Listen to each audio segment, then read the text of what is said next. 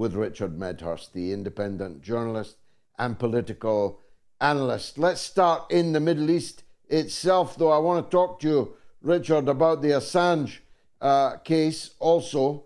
But as you are from the Middle East, as you are deeply involved in following and analysing what's happening, do you share my view that the sight of Egypt flying a plane across its own border with another territory and dropping aid into the sea that it could easily have driven through its own gate marks something of a new low in the conduct of Arab dictatorships? Hi, George. Thanks for having me on. Yeah, it is certainly a new low, and you know, it's not just Egypt; it's Jordan as well that were dropping these aid packages, and dropping them into the sea. As a matter of fact, half of them anyway. You know, we already know that Palestinians are under siege, so you know, it's one thing to make a mistake. And mistakes happen all the time in logistics, and to drop it in the sea. But you know, you can't go out and just get it with Israeli gunships pointed at the coast. And you know, we all know, of course, the famous story of the boys who were playing football on the beach and got killed for no reason by the Israelis. So you know, this is just one of many reasons why you know, these pathetic performances are not just insufficient, but life-threatening in and of themselves. And we know that Palestinians, they need 500 trucks of at least 500 trucks. And again, this is under siege before October 7th, coming into Gaza every day. And you know, it's a very bad predicament that these Arab states have found themselves in when it comes to Jordan and Egypt, because the majority of the people there, they don't like their governments and their government's foreign policy, because they're completely intertwined with the West. You know, I should also remind people that the King of Jordan is a colonel in the British Army. Now, being a colonel in the British Army is not necessarily the hallmark of evil by any means, but he is, you know, he and his government are completely intertwined with the security state in Britain. And you can just see from their foreign policy that they do everything that Britain and America demand of them, which is to make sure that Jordanians cannot go and help people in Gaza or in the West Bank. And Egypt is the same thing. You know, the people there, they want to help Palestinians, but the governments forbid them from doing so. And Netanyahu, there's no way that these planes flew and dropped these aid packages, if we can call them that, without Netanyahu approving that in the first place. It's just a very pathetic and sad performance, and doesn't even come close to nourishing and helping Palestinians for one day, never mind during an extended period of war and siege. Yeah, how do they explain to their own people why they don't? I mean, Jordan at least doesn't have a border with the Gaza Strip, but Egypt does. It has sovereign control of the gate. How do they explain to their people why they don't just open the gate and drive the aid in? Beats me, George. You know, they come up with all sorts of excuses. We have to remember that there are two things involved when we talk about this gate in the Rafah crossing, because there's a difference between opening it for Palestinians to come into Egypt, because and of course opening it for aid to go from Egypt into Gaza.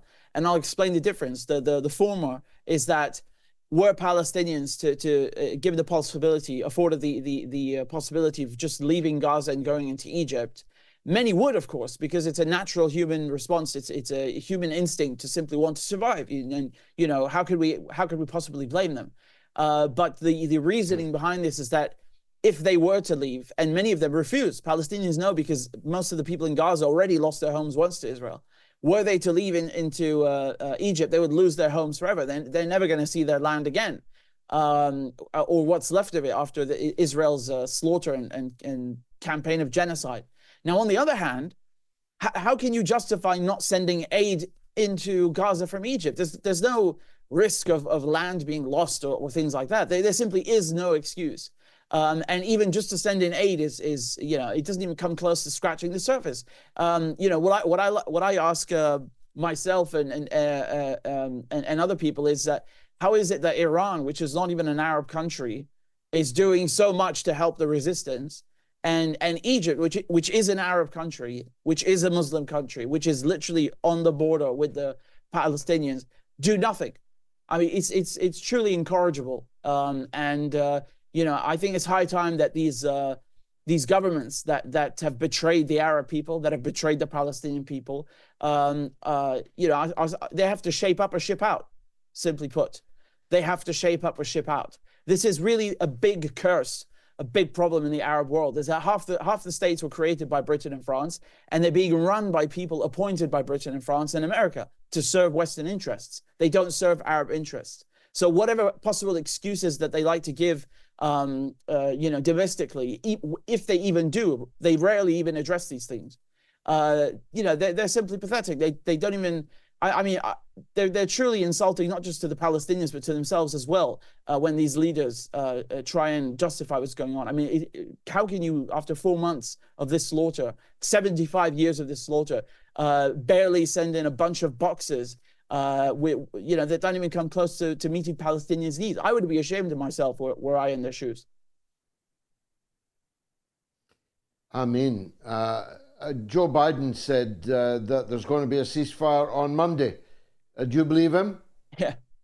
No, I don't believe him. And the fact he's announcing it over ice cream, I mean, honestly, I don't care if he's announcing it in the White House. It doesn't really make much of a difference, but it just shows you how, what a casual air he's taken about himself and this topic, as if he's talking about, going to a ranch to hang out with George Bush or something.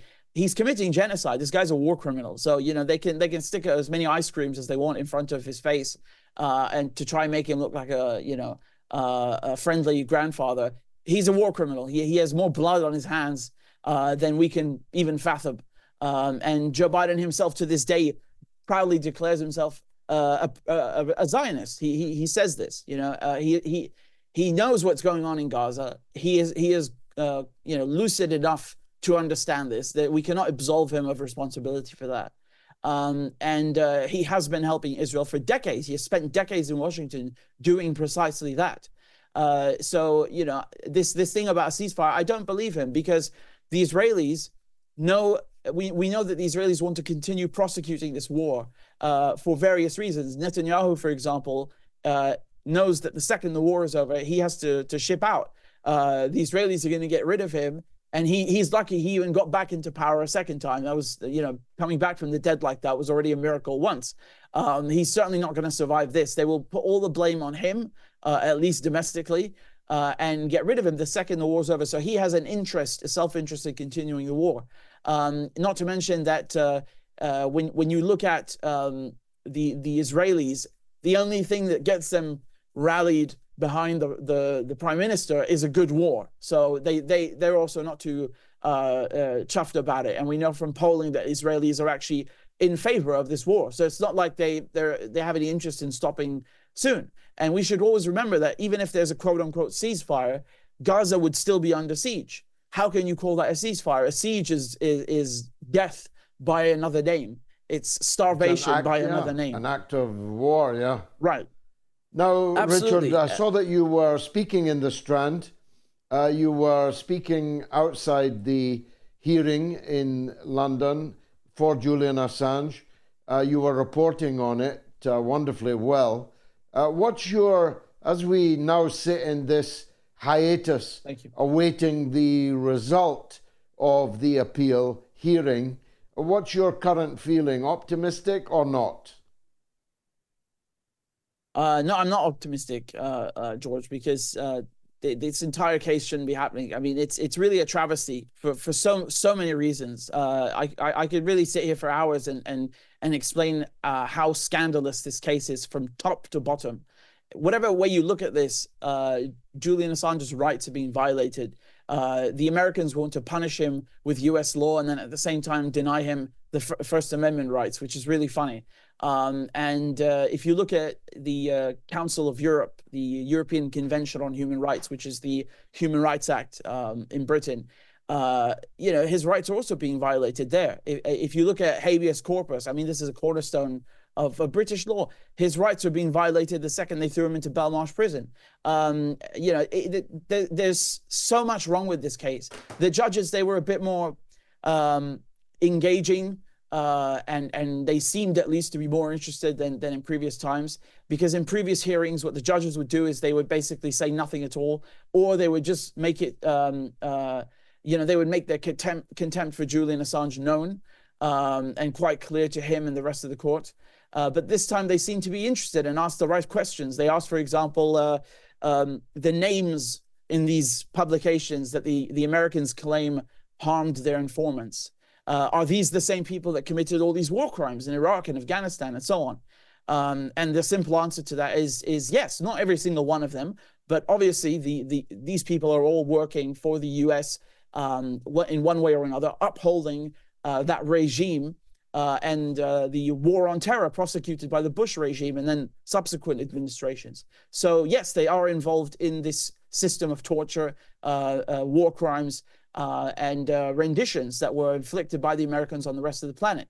The judges also asked, for example, whether Julian Assange would get the death penalty, and if the Americans can guarantee he won't get the death penalty. And I was quite shocked to see the US lawyers not even pretend to hide anything and say, no, they can't really guarantee he won't get the death penalty. And I should remind people, in Britain, it is illegal, it is a crime to extradite someone to a country where you know they will get the death penalty. This is completely forbidden.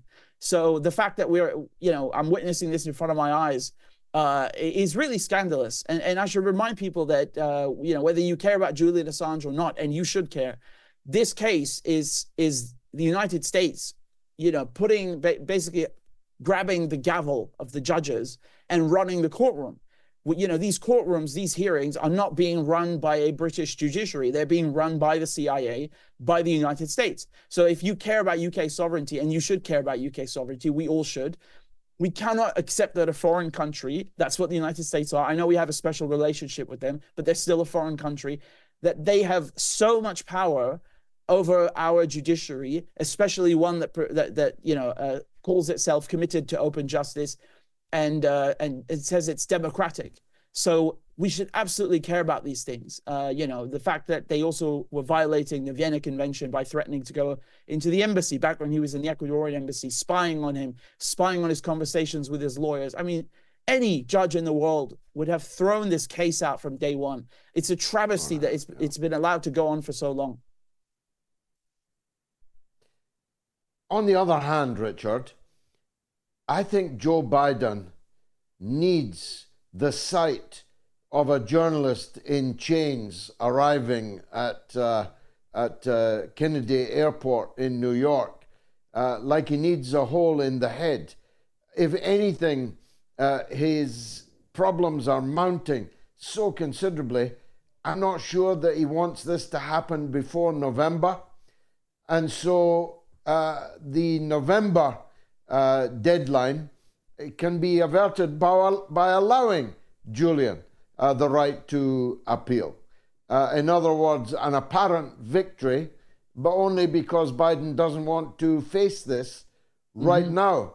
And then, of course, if the election goes the wrong way for Biden, well, Trump, who's Secretary of State when head of the CIA, was actually planning to murder Julian, Trump will be faced with the dilemma of whether or not to pardon Julian and bring this thing to an end. So whichever way you dice it, I have a feeling Julian's going to win, in the short term at least, a stay of execution, if I can call it that. I mean, we should remember that the Trump administration, it's not just Mike Pompeo, it's also Trump himself that have prosecuted this case against Julian Assange. And that's one of the arguments that Julian's lawyers made in court. They said that this is not just the U.S. prosecutors doing their jobs. And as a matter of fact, they're not arguing that the U.S. prosecutors are doing their jobs in bad faith. They're saying that this is coming from the top, from the executive, that the Trump administration, both Pompeo and Trump, who've called for Julian Assange's death in various ways. I think Trump said that Julian should be given the death penalty. He said that in 2010. And then, of course, the attorney general that he appointed, and then Mike Pompeo, his CIA director, they began this campaign. So, it wasn't just about this shootout in London that they had in mind. It's also about the legal method of murder that they have chosen to employ, because we should remember that having Julian jump back and forth between courts is killing the man. I mean, the last time that I saw him, which is about a year or 2 years ago, he looked really unwell. And it's quite heartbreaking, for someone who has spent the last 10 years in arbitrary detention. I mean, before Belmarsh, he was in the embassy. He couldn't even go to the dentist, for example, when he wanted to.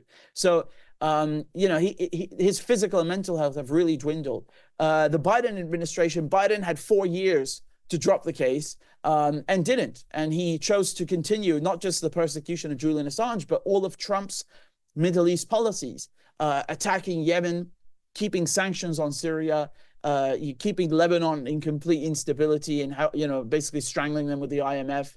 Of course, the sanctions against Iran, and then he even used Trump's sanctions against Iran to shut down foreign press outlets. So they are so similar in many ways. They're indistinguishable, as a matter of fact.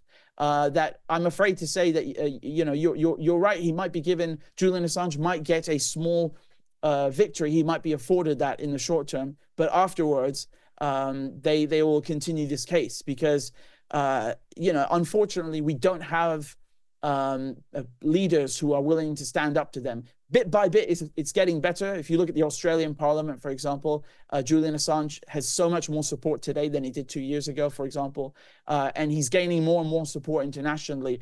But the leaders we have in Britain and the American leaders, they don't have the courage to stand up to the deep state, the CIA, and as a matter of fact, they play along with them. So they are complicit. And I would just remind people that the people bombing Gaza right now are the same ones that put Julian Assange in prison. They're the same banks, the same politicians, the same corporations. Palestinian journalists, 130 of them have been killed for exposing Israeli crimes. Julian Assange is being killed for exposing US war crimes. So we have to remember that there is a link between the two. There is a war on journalism. There's a war on civilians. And it's the same actors that are prosecuting these wars and continuing them with impunity. We have to remember that, and we have to demand not just that we free Assange, but that we free Palestine, and that these two things are intertwined and connected. Brilliant. Richard Medhurst, thanks for joining us, as always, on the mother of all talk shows.